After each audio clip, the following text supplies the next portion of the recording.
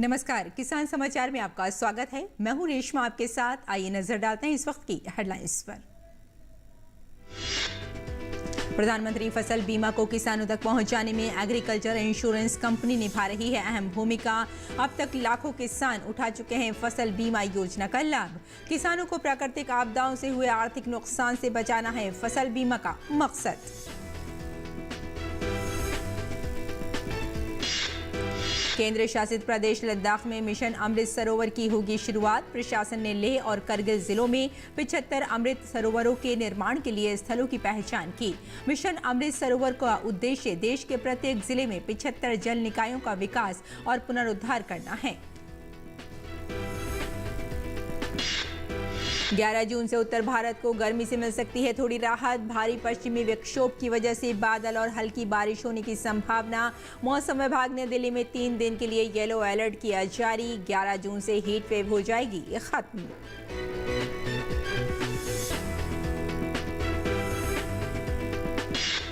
दुनिया भर में 8 जून को मनाया जाता है विश्व महासागर दिवस। जैव विविधता, खाद्य सुरक्षा, पारिस्थितिकी संतुलन, जलवायु परिवर्तन के बारे में जागरूकता पैदा करना है इसका मकसद।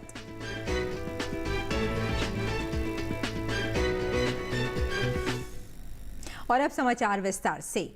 किसानों को उनकी फसलों को प्राकृतिक आपदाओं से होने वाले आर्थिक नुकसान से बचाने के लिए साल 2016 में केंद्र की मोदी सरकार ने प्रधानमंत्री फसल बीमा योजना की शुरुआत की थी, जिससे जुड़कर आज लाखों किसान बिना किसी चिंता के कृषि कार्यों में लगे हुए हैं। और इस चिंता का निवारण agriculture insurance company of India limited की तरफ से बखूबी किया जा रहा है। पेश है एक खास रिपोर्ट। भारत एक कृषि प्रधान देश है, जहां किसान खेती के जरिए अपनी आजीविका चलाते हैं। हालांकि कई बार प्राकृतिक घटनाओं मसलन आंधी, तूफान, ओलावृष्टि, बाढ़ या दूसरी प्राकृतिक आपदाओं के कारण किसानों की फसल बर्बाद हो जाती है। इस कारण किसानों को आर्थिक तौर पर भारी नुकसान उठाना पड़ता है। इन्हीं समस्याओं को मद्देनजर रखते हुए साल 2016 में केंद्र की मोदी सरकार ने प्रधानमंत्री फसल बीमा योजना की शुरुआत की थी। सरकार की इस महत्वाकांक्षी योजना का मकसद किसानों की फसलों को प्राकृतिक आपदाओं से हुए आर्थिक नुकसान से बचाना है। ये बहुत बड़ा वरदान है, क्योंकि ये सारे प्राकृतिक जोखिमों को इसके अंदर इंश्योरेंस किया जा रहा है। और एक तरफ से हम देखेंगे, क्योंकि इसमें प्रीमियम रेट जो है, प्रीमियम दरें जो है, उसकी कम से कम 10 से 15% ही किसान को देना पड़ता है। फसल बीमा के क्षेत्र में देश की सबसे बड़ी फसल बीमा company agriculture insurance company of India limited ने एक अहम भूमिका अदा की है। आंकड़ों पर नजर डालें तो एग्रीकल्चर इंश्योरेंस कंपनी की तरफ से साल 2016 से लेकर साल 2021 तक 14 करोड़ 45 लाख से भी अधिक किसानों ने इस योजना के तहत अपना पंजीकरण कराया और 4 करोड़ 55 लाख से भी अधिक किसानों ने फसल बीमा योजना का लाभ उठाया। हमारी कंपनी एग्रीकल्चर इंश्योरेंस कंपनी सबसे बड़ा कंपनी है जो कृषि बीमा, प्रधानमंत्री फसल बीमा योजना को लागू कर रहे पूरे देश में। पिछले 6 साल में हमने 15 करोड़ किसानों की एप्लीकेशंस हमने इंश्योर किए हैं, जिसमें से 5 करोड़ से भी ज़्यादा एप्लीकेशन के तहत हमने क्लेम बांटे हैं। हमारा जो क्लेम अभी तक दिया गया है वो करीबन 42,000 करोड़ से भी ज़्यादा है। इस योजना का लाभ पाए किसानों ने खुशी का इजहार किया। मैंने पीएम प्रधानमंत्री फसल बीमा योजना करवा रखा था और मेरा जो 40% या 55% जो भी था नुकसान था, उस नुकसान का मुझे पूरा प्रॉफिट मिला है।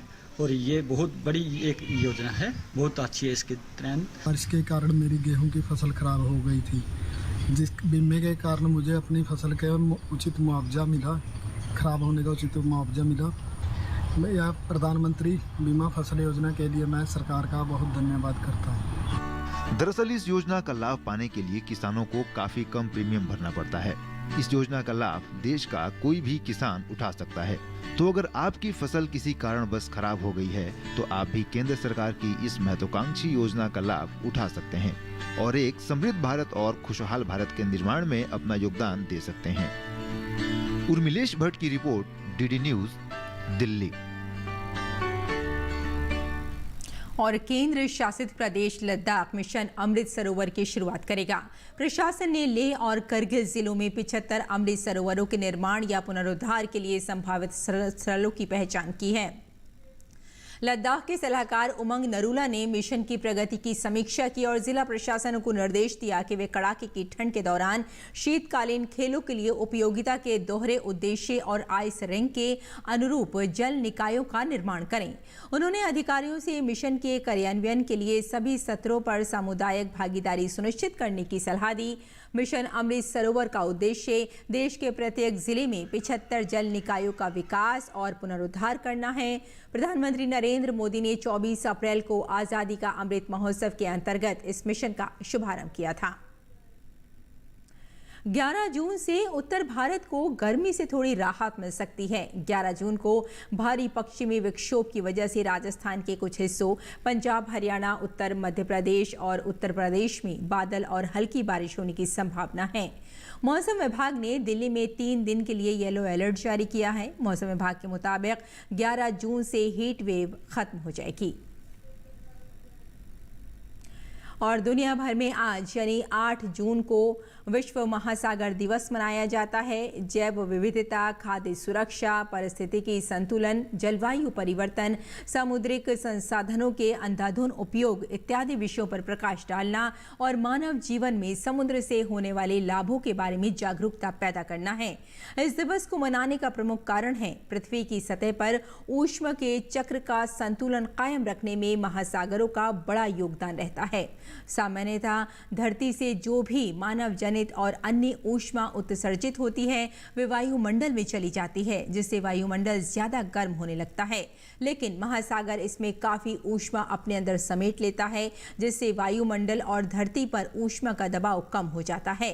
इसके अलावा भी महासागर पृथ्वी के पर्यावरण की कई अहम प्रक्रियाएं और पारिस्थितिकी तंत्रों को संतुलित रखने में भूमिका निभाता है। लेकिन आज महासागरों को भी पूरी पृथ्वी की तरह जलवायु परिवर्तन, ग्लोबल वार्मिंग जैसे कई खतरों से निपटने की जरूरत है। आज़ादी के बाद पहली बार सभी प्रकार की भारत सरकार और जम्मू कश्मीर केंद्र शासित प्रदेश सरकार की योजनाएं राजौरी जिले के सेरी ब्लॉक के नौशेरा उपमंडल में सीमावर्ती क्षेत्रों की पंचायतों के गरीब लोगों के दरवाजे तक सीधे पहुंचती हैं। सीमावर्ती क्षेत्र पंचायत सदस्यों का कहना है कि आज़ादी के बाद पहली बार त्रिस्तरीय प्रणाली को मजबूत किया गया है और सभी प्रकार की योजनाएं सीमावर्ती क्षेत्रों में सीधे पहुंचती हैं।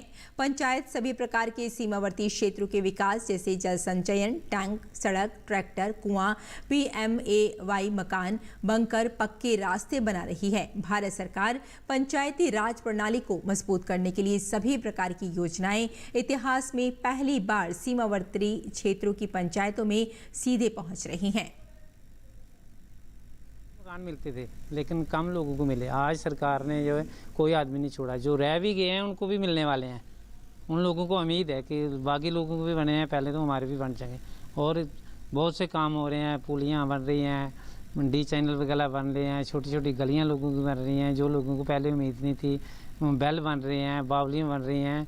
तो आज लोग बड़े खुश हैं इस सरकार पे, इन सरकारी कामों पे। मैं आपको बताना चाहती हूँ कि हमारी पंचायत में काम जो है वो बहुत ही अच्छे चल रहे हैं और ये सब माननीय प्रधानमंत्री नरेंद्र मोदी जी की देन है कि उन्होंने पंचायतों को इतना सशक्त बनाया। 3 टायर सिस्टम इम्प्लीमेंट किया है। पंच, सरपंच, BDC, DDC सब 3 टायर सिस्टम बन चुका है और आज पंचायतों में बहुत ही अच्छे कार्य हो रहे हैं।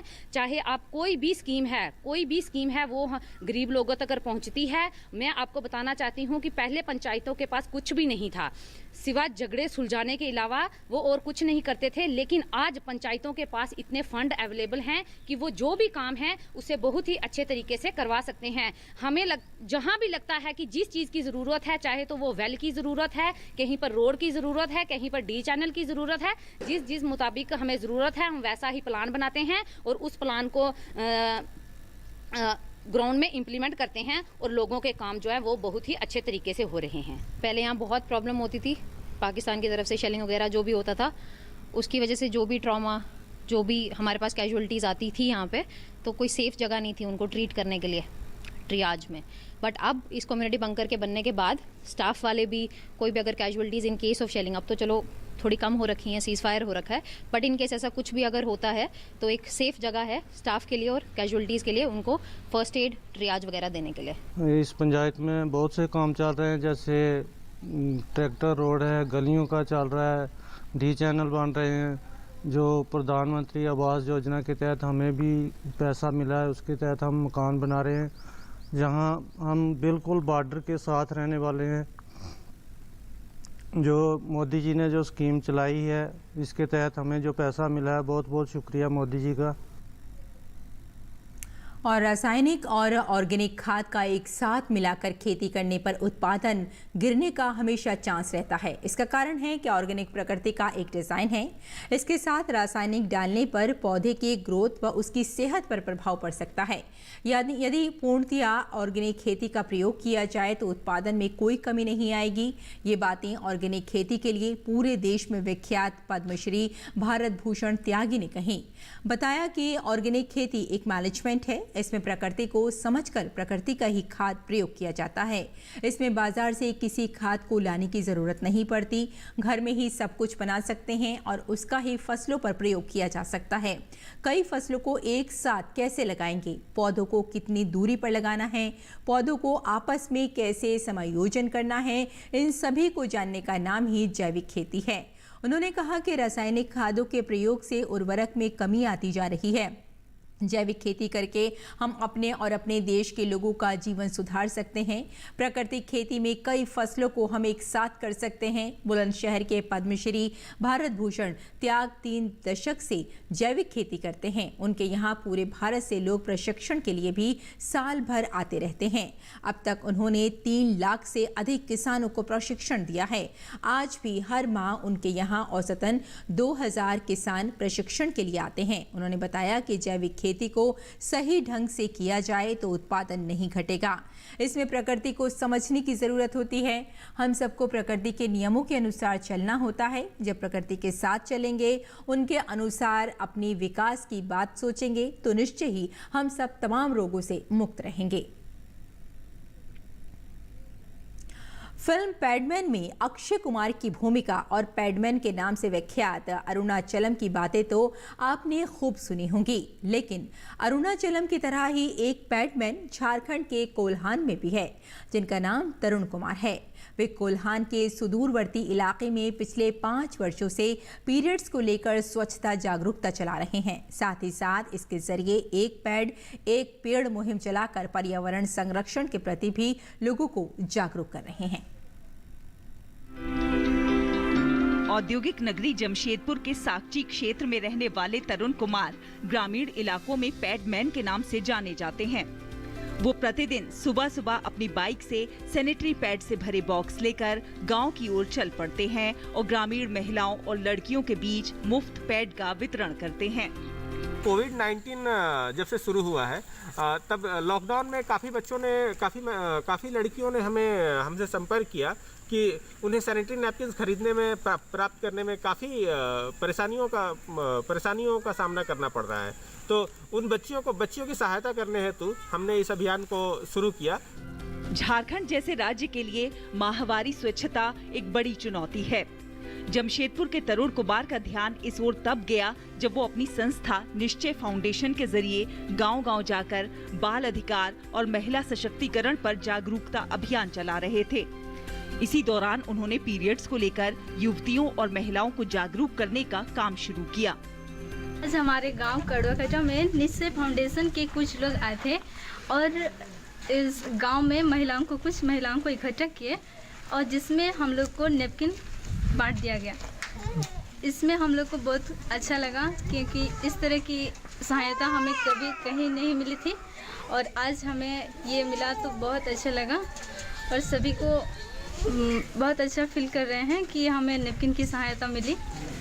माहवारी सुरक्षा एम्बेसडर के नाम से फेमस तरुण कुमार बताते हैं कि पूरे कोल्हान में gift sanitary pad for rural girls अभियान से उन्होंने हजारों लोगों को जोड़ा है।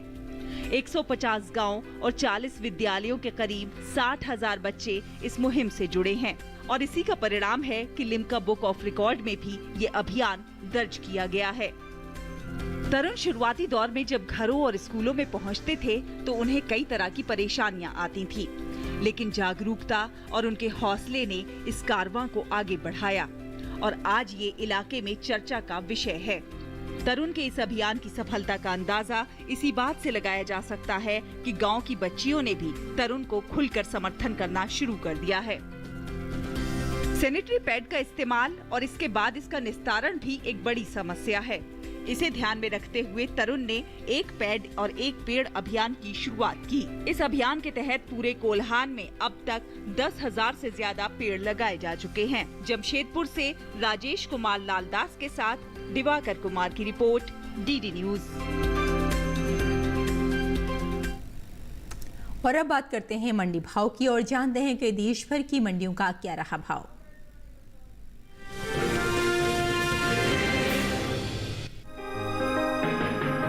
देश में इस साल चने की अच्छी पैदावार देखने को मिल सकती है।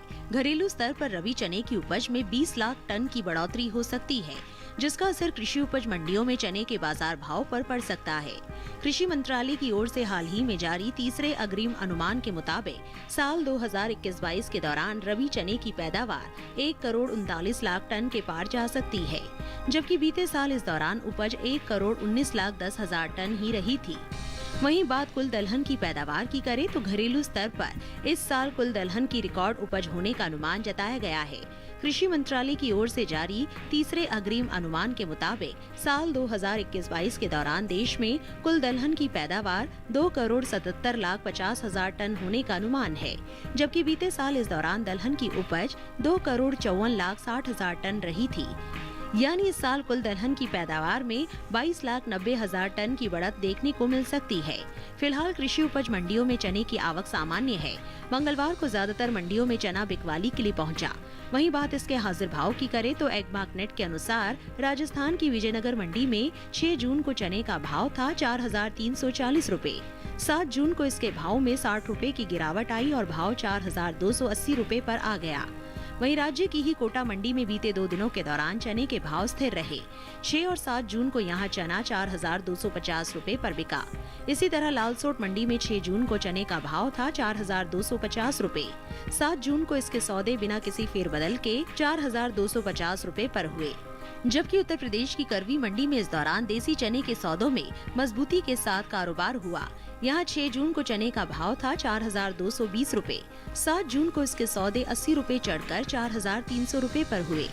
उत्तर प्रदेश की दूसरी मंडियों में देसी चने के भाव की बात करें तो मंगलवार को आगरा मंडी में देसी चने का भाव रहा 5,560 रुपए।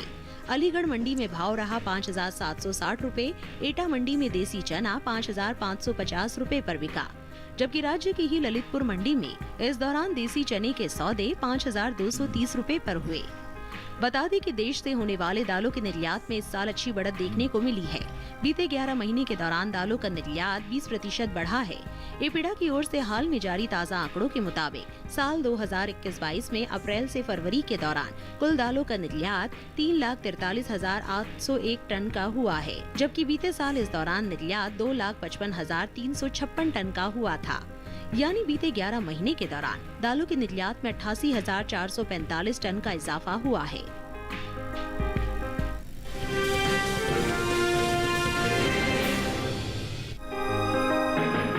देश में इस साल सरसों की रिकॉर्ड उपज होने का अनुमान जताया गया है। कृषि मंत्रालय की ओर से हाल ही में जारी तीसरे अग्रिम अनुमान के मुताबिक साल 2021-22 के दौरान घरेलू स्तर पर रबी सरसों की पैदावार में 15,44,000 टन की बढ़ोतरी देखने को मिल सकती है, जिसका असर कृषि उपज मंडियों में सरसों के बाजार भाव पर पड़ सकता है। साल 2021-22 के दौरान रबी सरसों की उपज 1 करोड़ 17,54,000 टन होने का अनुमान है, जबकि बीते साल इस दौरान पैदावार 1 करोड़ 2,10,000 टन ही रही थी। वहीं इन दिनों कृषि उपज मंडियों में सरसों की आवक सामान्य बनी हुई है। मंगलवार को ज्यादातर मंडियों में सरसों बिकवाली के लिए पहुंची। बात इसके हाजिर भाव की करें तो एग्मार्कनेट के अनुसार गुजरात की सिद्धपुर मंडी में 6 जून को सरसों का भाव रहा 6,320 रुपए। 7 जून को इसके भाव में 25 रुपए की गिरावट आई और भाव 6,295 रुपए पर आ गया, जबकि राजस्थान की कोटा मंडी में इस दौरान सरसों के सौदों में बढ़त के साथ कारोबार हुआ। यहाँ 6 जून को सरसों का भाव था 6,250 रुपए। 7 जून को इसके सौदे 50 रुपए मजबूत होकर 6,300 रुपए पर हुए। वहीं राज्य की ही लालसोट मंडी में बीते 2 दिनों के दौरान सरसों के भाव स्थिर रहे। यहां 6 और 7 जून को सरसों 6,800 रुपए पर बिकी। उत्तर प्रदेश की लखीमपुर मंडी में इस दौरान सरसों के भाव में बढ़त देखने को मिली। 6 जून को यहां सरसों का भाव था 6,380 रुपए। 7 जून को इसके भाव में 10 रुपए की तेजी आई और भाव 6,390 रुपए पर जा पहुंचा। उत्तर प्रदेश की दूसरी मंडियों में सरसों के भाव की बात करें तो मंगलवार को यहां की अलीगढ़ मंडी में सरसों का भाव रहा 6,200 रुपए। करवी मंडी में भाव रहा 6,170 रुपए। दादरी मंडी में सरसों 6,500 रुपए पर बिकी, जबकि राज्य की ही गाजीपुर मंडी में इस दौरान सरसों के सौदे 6,600 रुपए पर हुए।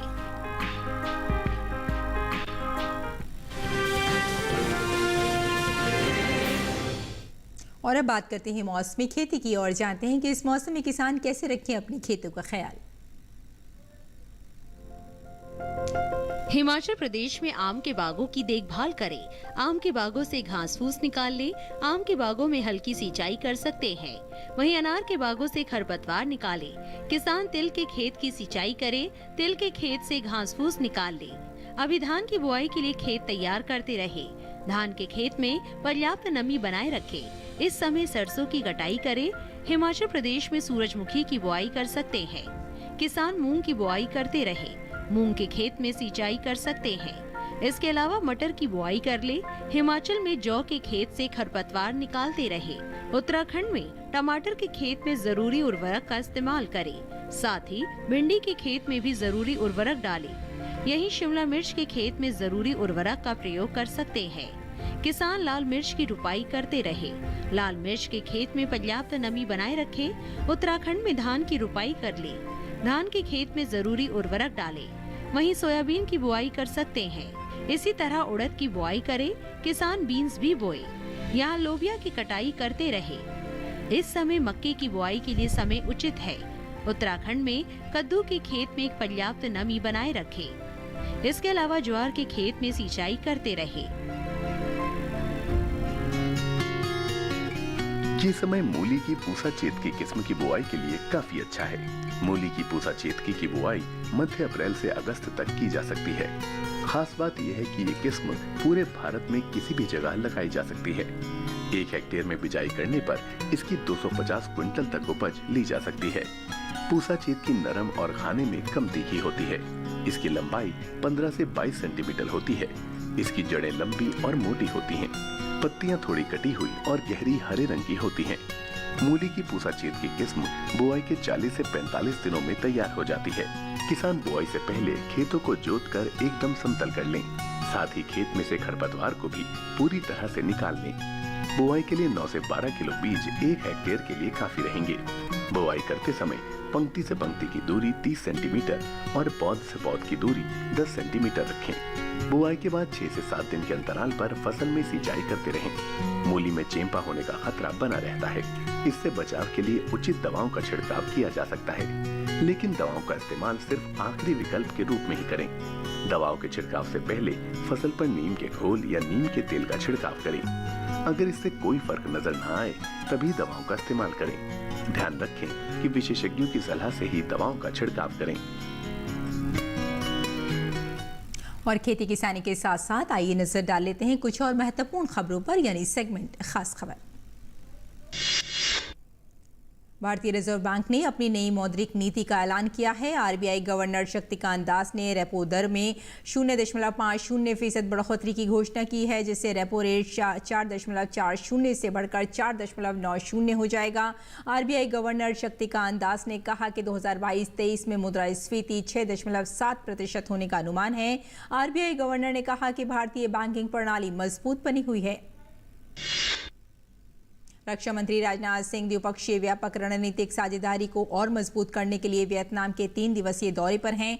रक्षा मंत्री राजनाथ सिंह हनोई में वियतनाम के पूर्व राष्ट्रपति और संस्थापक हो ची मिन्ह की समाधि स्थल गए और उन्हें श्रद्धांजलि अर्पित की। इससे पहले राजनाथ सिंह को वियतनाम के राष्ट्रीय रक्षा मंत्रालय के मुख्यालय में गार्ड ऑफ ऑनर दिया गया। हनोई में रक्षा मंत्री राजनाथ सिंह ने वियतनाम के राष्ट्रीय रक्षा मंत्री जनरल फान वान ग्यांग के साथ द्विपक्षीय बैठक की।